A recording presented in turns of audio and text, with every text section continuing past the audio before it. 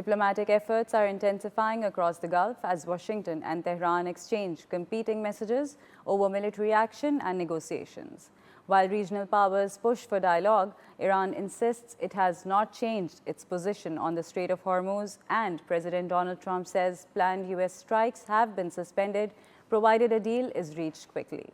A flurry of diplomatic calls swept across the Middle East as Qatar, Saudi Arabia, Kuwait and Jordan coordinated efforts to reduce regional tensions. Doha reaffirmed support for diplomacy and urged all parties to uphold the June memorandum aimed at safeguarding navigation through the Strait of Hormuz. Saudi Crown Prince Mohammed bin Salman echoed the call, telling President Donald Trump that dialogue remains the only path to preventing a broader regional conflict. Despite the diplomatic outreach, Tehran dismissed reports that it had agreed to reopen the Strait of Hormuz, calling such claims false. Iranian media also rejected President Trump's assertion that Tehran had privately requested Washington to suspend military strikes.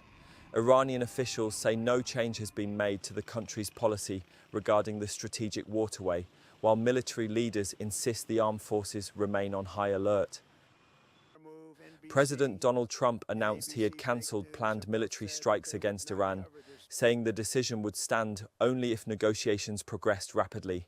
The White House signaled diplomacy remains an option, but warned that military preparations remain in place. The mixed messaging follows reports of potential US-Israeli plans targeting Iranian energy infrastructure and renewed security alerts across the Gulf. The latest developments underscore the fragile balance between diplomacy and deterrence in the Gulf.